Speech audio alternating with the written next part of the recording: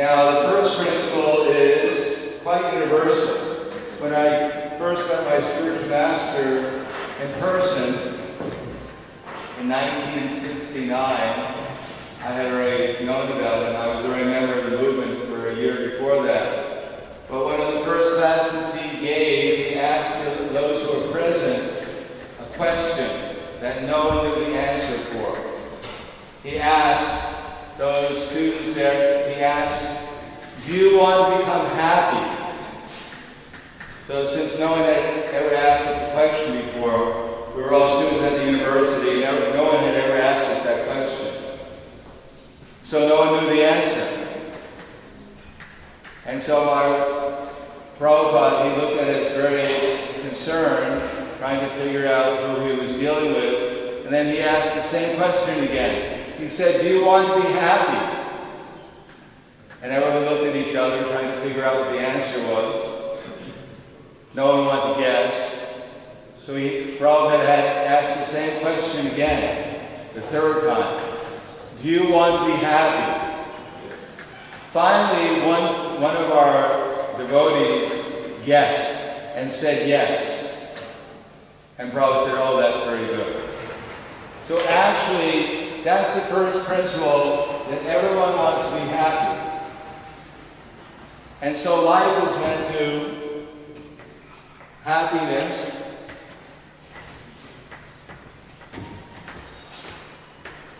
But in order to be happy, we need two things. Two other things. Can anyone guess what the other two things we need to be happy? Well, okay. One is we have to know how to be happy. Knowledge.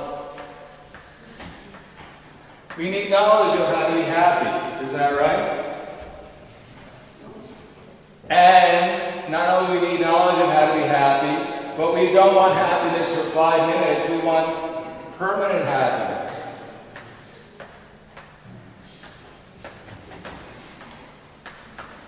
It should be forever. Everyone would like to have happiness. Everyone would like to know how to be as happy as possible for as long as possible. Now that takes us to two conceptions of life or existence. One is spiritual,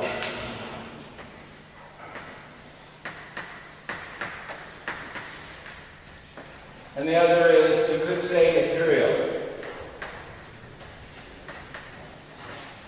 The difference is spiritual happiness, or spiritual conception of happiness, is based upon two principles, of which we'll stress one. One is the difference between matter referring to this body, and this material energy that we see around us, and the person within the body, known as the soul. In Sanskrit it's called Atma, Alma, whoever, different languages has different names for the soul. When we refer to the soul, I'm not referring to the subtle mind. I'm referring to ourselves within the body. We're conscious of the body. Now, in this particular book we have over here, called the Bhagavad Gita, Krishna gives us evidence of the existence of the soul. Evidence that everyone can confirm for themselves. I'll give the Sanskrit. I'm not going to give a class on Sanskrit, but I'll just, for this particular verse, I'll give the Sanskrit for it. Krishna says, Denosmin yata dehe homor yovanam jara yata dahantara praptir diryas tatra namuyati.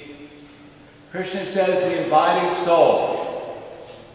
He's referring to each one of us, that we ourselves, the person who's listening, the person who's speaking, this seminar, that's the soul, the conscious soul, ourselves. The embodied soul, and now we're in a body. The body is continually passing from boyhood to youth to old age. Everyone here has that experience. We have had a baby body, we've had a 50-year-old body, now we have this present body. And in the course of time, the body will continue to change. But we ourselves, a person within the body, we're not changing. Therefore, we can remember having a 5-year-old body. We can remember having a 15-year-old body. We can remember having this body. And in the course of time, when our body changes, we'll still remember all the different bodies that we had to different degrees.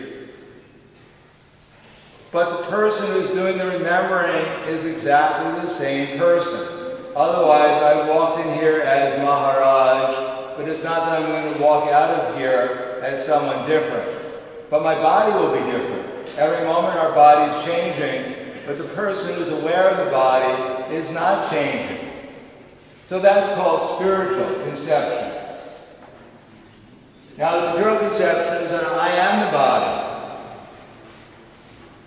That when I look into the mirror, I ask the mirror, mirror, mirror on the wall, who's the greatest of them all? And of course the mirror answers that by good fortune, you have the opportunity to have direct association with the most worshipful person in the world directly in the mirror.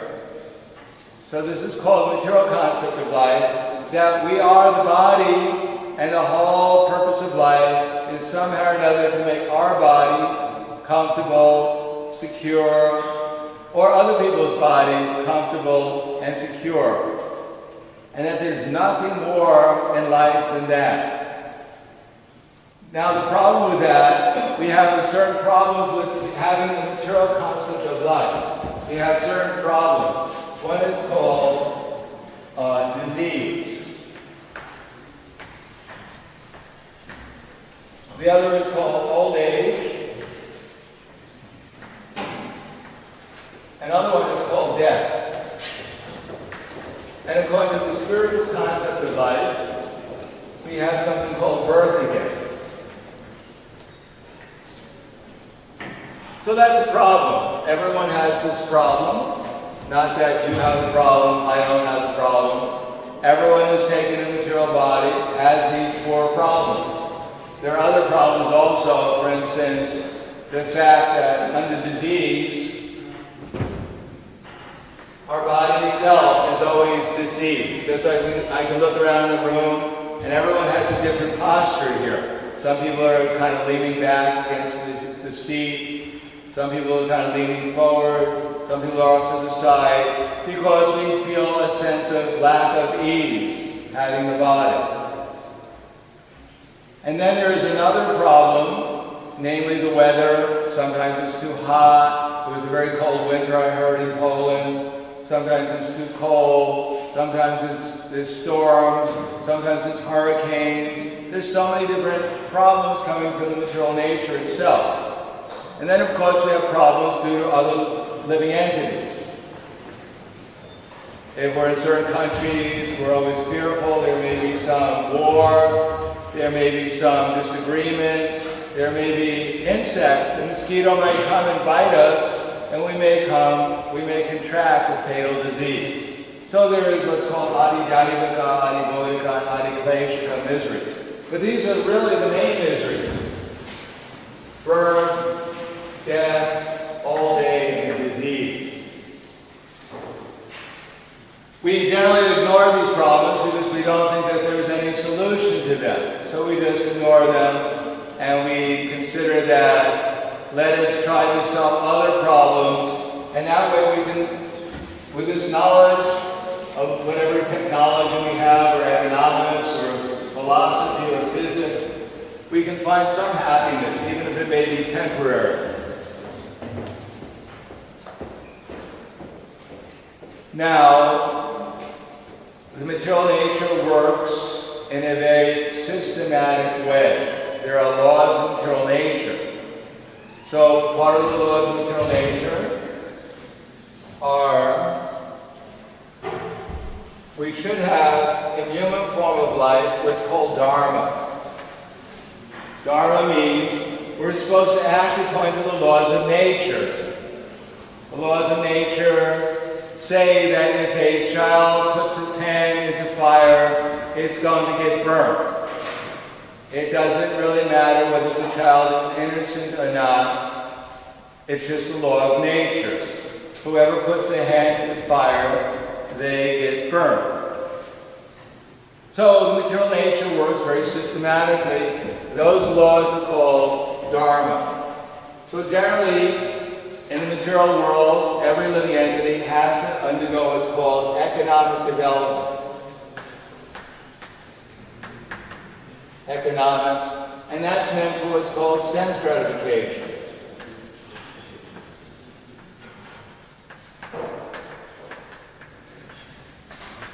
And the aim of sense gratification is called liberation.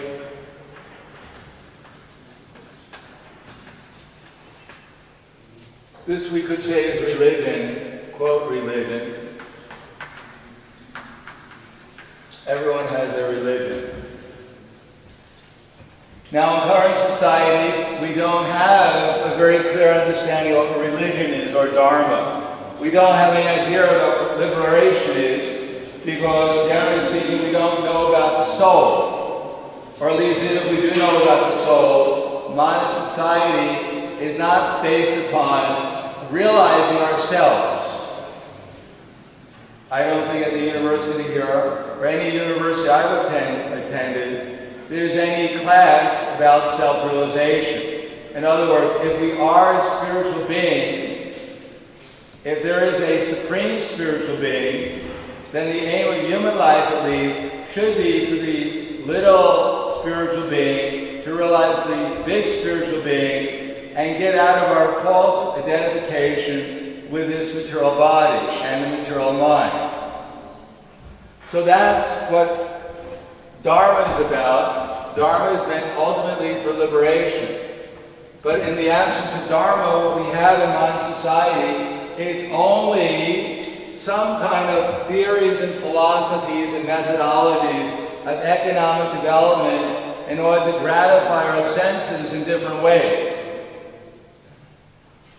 But because we don't have any ultimate purpose, why? I just read a book on economics. They're asking why. Why are we doing something? What is the purpose? It is not enough to know simply how we're doing something, or what we're doing, but why we're doing it. If we're doing it to become happy, then we really need knowledge of how to become permanently happy, or at least happier than we are now. So that requires understanding how religion or dharma works, how the laws of material nature work. We won't even put that. Dharma, we'll put the laws of nature.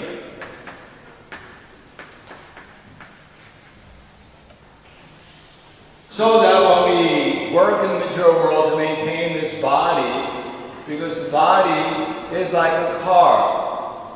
When you have a car, it's not that you don't take care of the car. For instance, if you have a car, in Sanskrit that's called, if one identifies themselves too much with the car, then anything that happens to the car, they become very disturbed. For instance, I'm driving down the street, and another car crashes into my car. Whack! And I get out of the car and I say, "You hit me! You hit me!" And the other man in the car gets out and says, "Sir, I didn't hit you, I hit your car." But because I'm so much identified myself with the car, I'm actually thinking that when this other person hit my car, they actually hit me. In Sanskrit, that's called ahankar. Aham means I, and I am the car. I am ahankar. But actually, we're not the car. We're not simply made out of material nature. We're actually a spiritual being. But if I'm only thinking about my car, about this body that I'm in and all its needs, then I'll forget about my real need, which is myself. Of course there are needs and we have to fulfill them. We have to take care of the car, or else we can't get anywhere. We have to take care of this body. The body requires basically 4 things.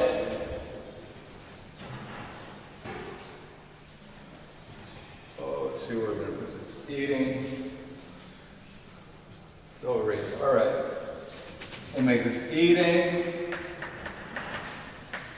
sleeping, mating, defending. These are the four necessities of the body, the main ones. Everyone here eats, isn't that right? Anyone here not eating?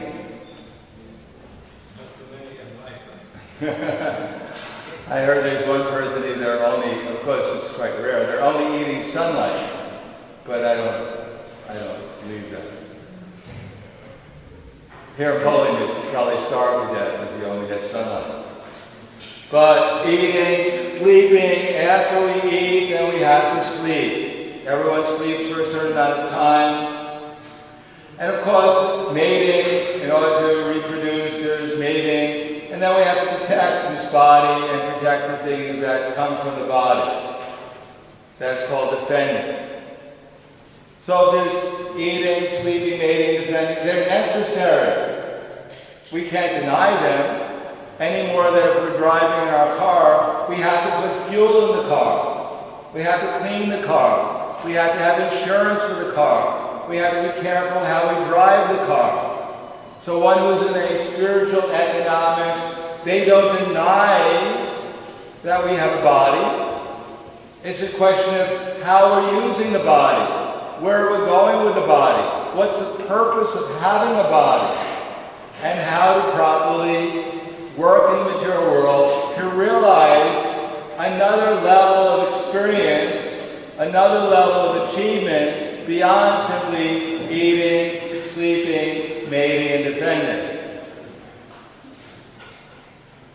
Eating, sleeping, mating, defending is certainly important, but they're not the ultimate objective of life. The ultimate objective of life is to realize our real nature, which is full of happiness, full of knowledge, and eternal. Not that we're ever going to know everything, but at least we should find out who we are, who we really are. At least we should find out who's actually controlling the material energy and how the different resources of material energy are actually being supplied to us. In the olden times, well, for instance, I heard one time in Russia. Anyone here from Russia? Здравствуйте. Well, in Russia, during when Napoleon invaded Russia, I don't know if it's true, I can't remember being there. But I heard when the Russians counterattacked and they invaded France, at least some part of them, that in France they discovered that they had a very nice system of obtaining water. They go up to the water, to the tap, and they simply put the tap, they turn it, and water will come out the spigot. So the Russians thought, this is fantastic. This is what we need in our house. So they pulled the pipes out of the wall, put them into the knapsack, and walked back to Russia. And when they got there, they stuck the pipe into the wall and turned the little tap, and they were very surprised because no water came out. They didn't know, actually, there was an arrangement made in order to supply the water. It wasn't just a pipe or a spigot. It was a very elaborate arrangement of pipes and a source. Similarly, in the material world, we take for granted. The sun is rising at a certain time. The sun is setting at a certain time. The air is being supplied. The water is being supplied. Everything is being supplied, and we take it for granted. What do the scientists say? Generally speaking, it's all an accident. Of course, nothing happens by accident. If you are in the street and someone hits your car, and the police come, and they say, what happened? And you say, well, nothing really happened. It was just an accident. Now, every accident has a cause. Similarly, the material universe is not going on accidentally. Even the scientists who say it's an accident, they don't, for instance, stay at home and wait for the university to award them a PhD degree by accident. They go to school, they study, they write their dissertation because they know it's not going to come by accident. People don't stay at home waiting to become a millionaire by accident. They know they have to work for it. Similarly, the universe has not come about by accident, and the proof of that is just common sense. The arrangement so that the sun's rising at a certain time and setting at a certain time. Snowflakes are falling in precise geometric patterns, and no two snowflakes are identical. So the only question is, who has made this wonderful arrangement? One time Sir Isaac Newton, he made a model of the universe, small model, and he put it on his desk. Some planets were moving, he just make a crank, and then one planet would move around the other. So one of his friends walked into the room and said, Sir Isaac Newton, who has made this wonderful model of the universe?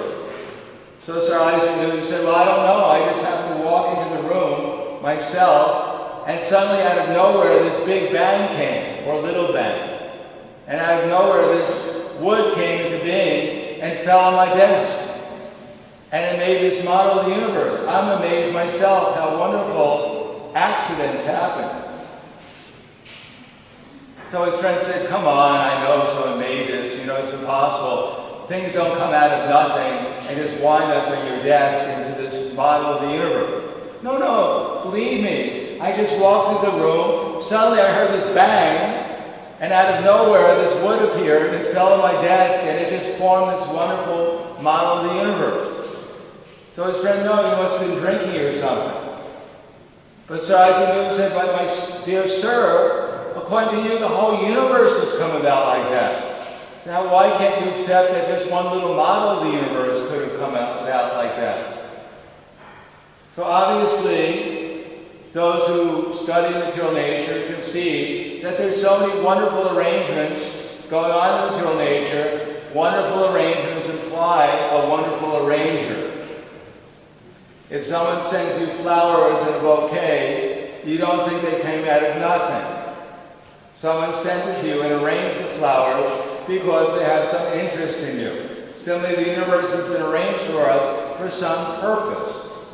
We believe, that is, the members of the Hare Krishna movement, believe that the purpose is to help us achieve our own self-identity and become aware of that Supreme Person who supplied the universe for us. But in order to do that, we have to know how the material nature works. The laws of nature. And we have to know how to utilize this body in such a way as to minimize our suffering, to actually be able to concentrate our mind upon a very important subject matter. Everyone, just like you're university students, so I went to university for 4 years, and I studied other things after that. Everyone who's at a university, you have to go through some austerity.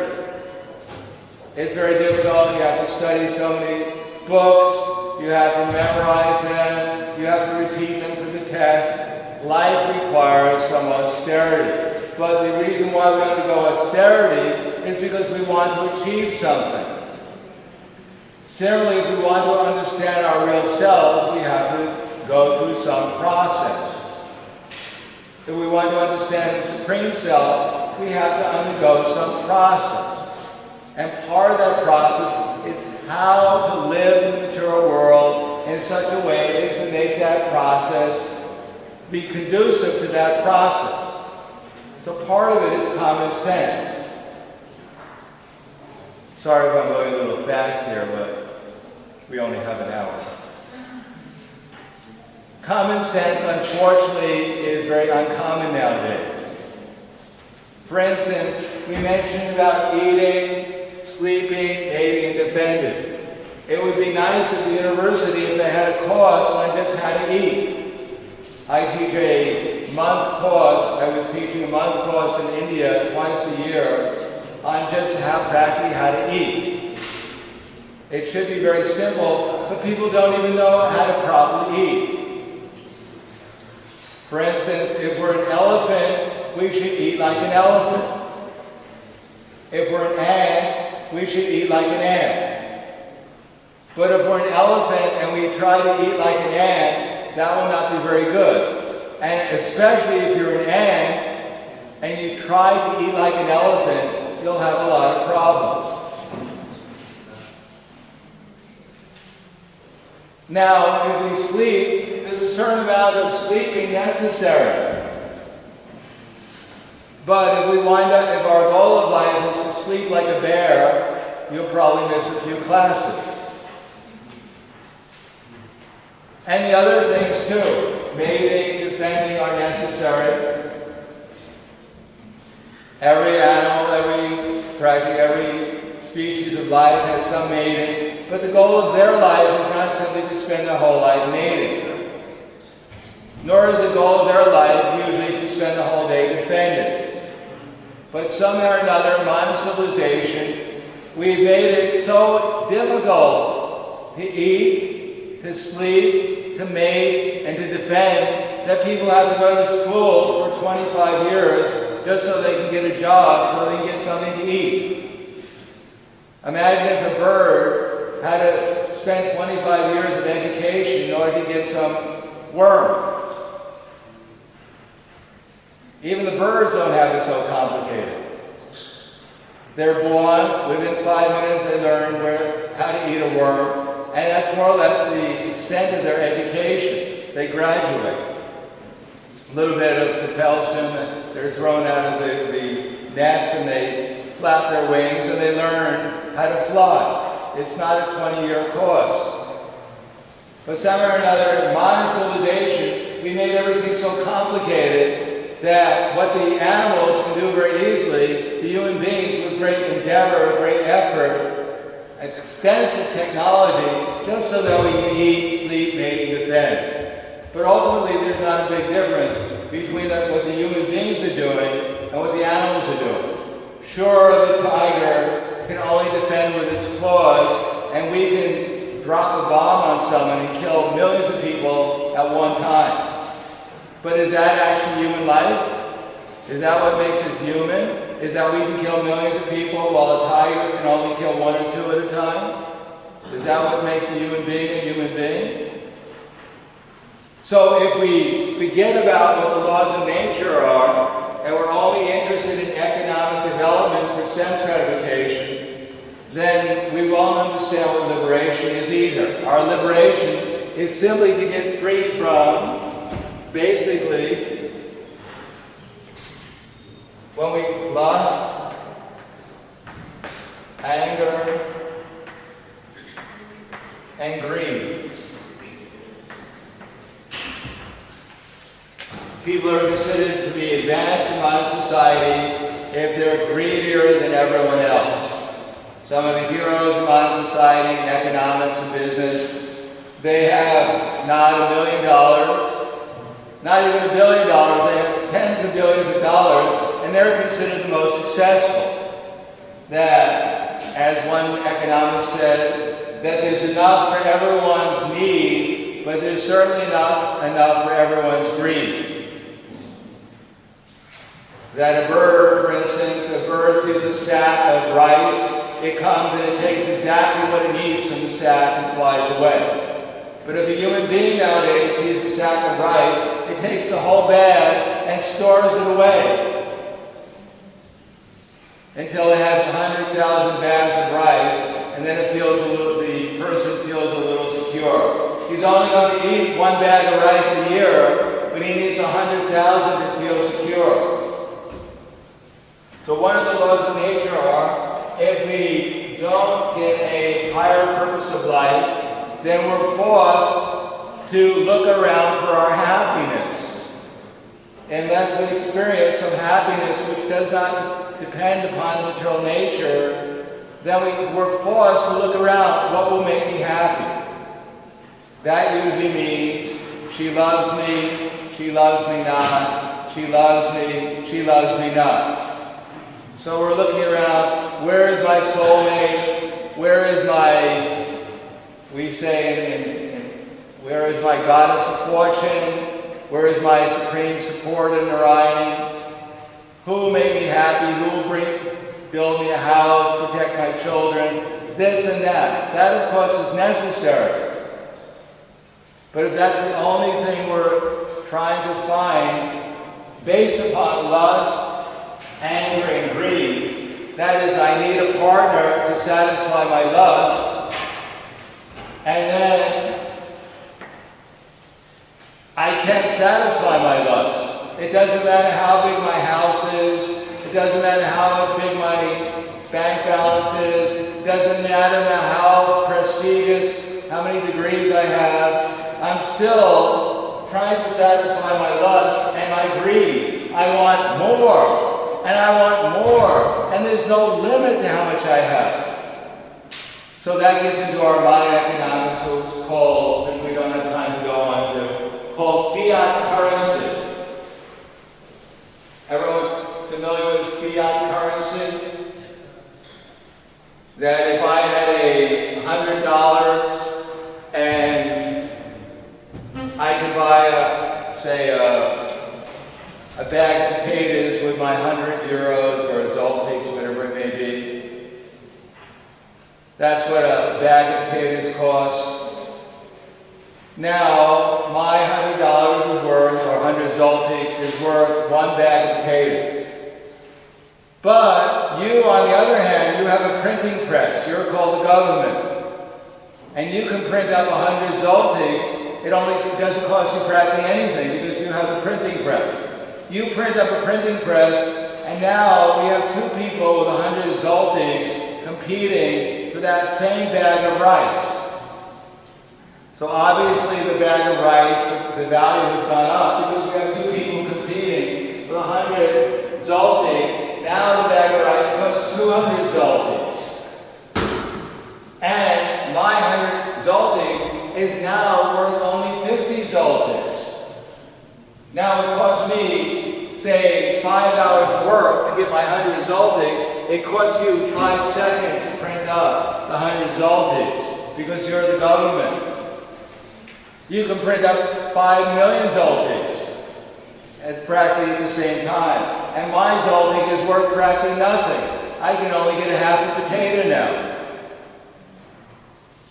So that's called modern economics. Paper money. I print up or I press a button electronically and create out of nothing. That's really what the nothing has been created. Out of nothing. Money nowadays is created out of nothing. But who am I taking it from? When I print up the money, I'm actually reaching into your pocket or into your bank account, and I'm taking it out. But I'm the government. That's what I do. I take from you just by printing things up. And I'm very happy because you gave me a piece of paper. So as long as we're interested in greed, and who's actually greedy, the people who are in charge of printing up as many pieces of paper as they want. Everyone's running after that piece of paper, and the people who have the printing press who are controlling it, they have an advantage over everyone. They can satisfy their greed just by printing it up. We have to work for it. Most people have to work for it. And what happens when my piece of paper is worth zero, like in the Weimar Republic, where in order to buy a loaf of bread, people would come with a barrel of money. And what would happen if people were inattentive? The thieves wouldn't steal the money, they'd steal the barrel, the wheelbarrow, because the money was useless. The wheelbarrow was worth something. Some people become angry. Just like in Greece nowadays, people are angry because their money is worth zero.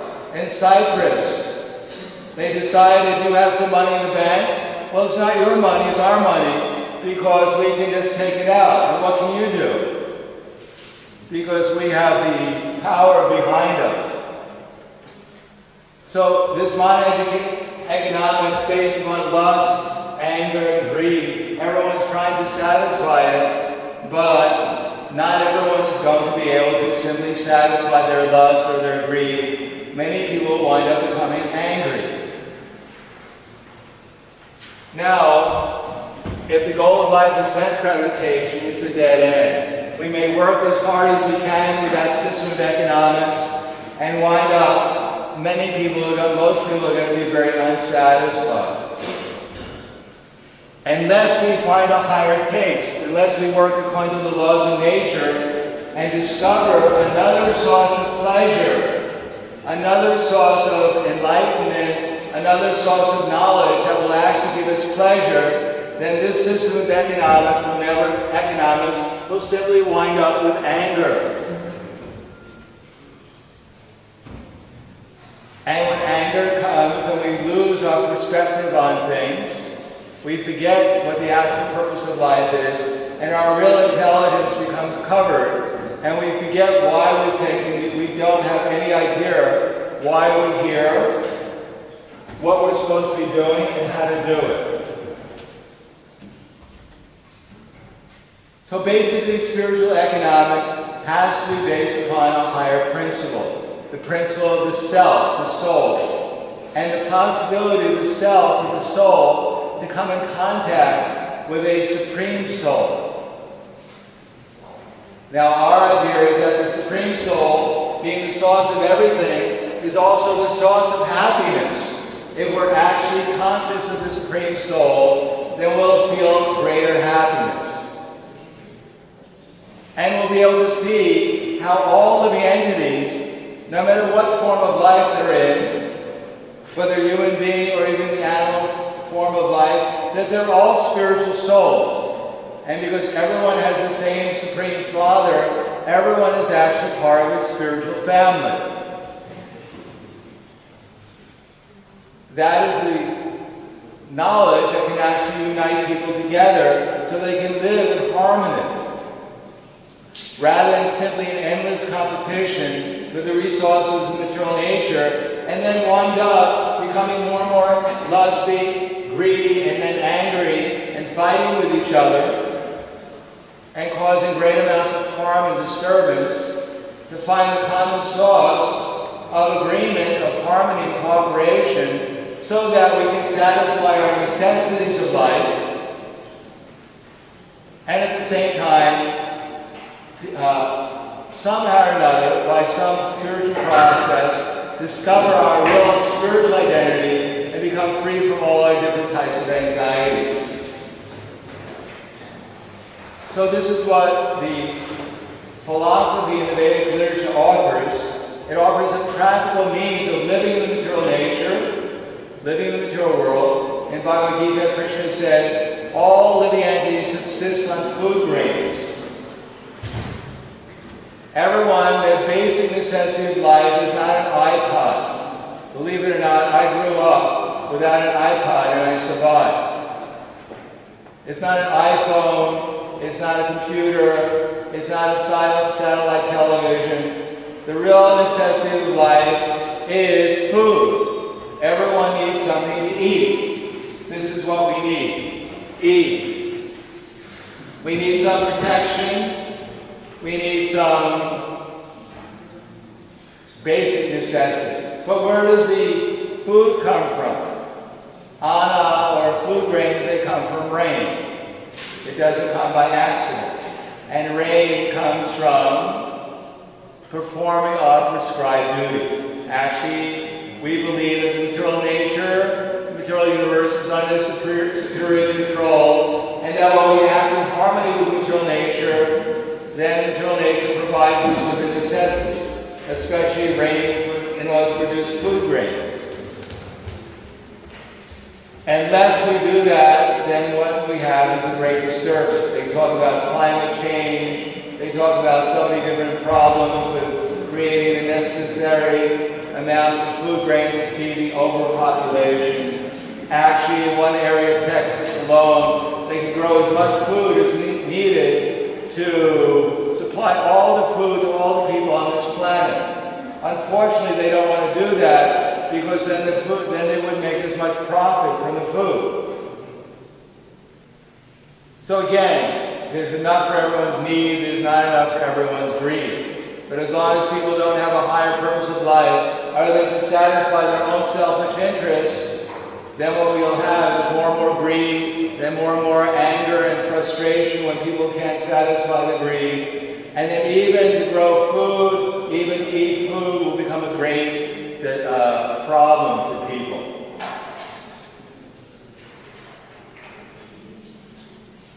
So my concluding remark is, although our philosophy is quite extensive, and we have this in Bhagavad Gita and other books that we have, I hope that you're at least a little inspired from what I said, to at least investigate this Vedic literature, especially Bhagavad Gita and other such literatures, so we can get a basic principles of what this life is, how we should live it comfortably, without anxiety, get our necessities of life, and at the same time, advance spiritually enough at least, so we can cooperate with each other, cooperate not only with the human beings, but with all the different species of life, including the animals and other species. That if we're happy and satisfied with the basic necessities that the Supreme Person has given us, and we use our intelligence in the human form of life to acquire them, and then try to make further advancement, then part of that will be harmony within society, peace, brotherhood, and ultimately freedom from all kinds of anxieties caused by a misidentification with this material energy, and ultimately our awareness of the Supreme Person who's all attractive and is everyone's friend. So thank you very much for your attention.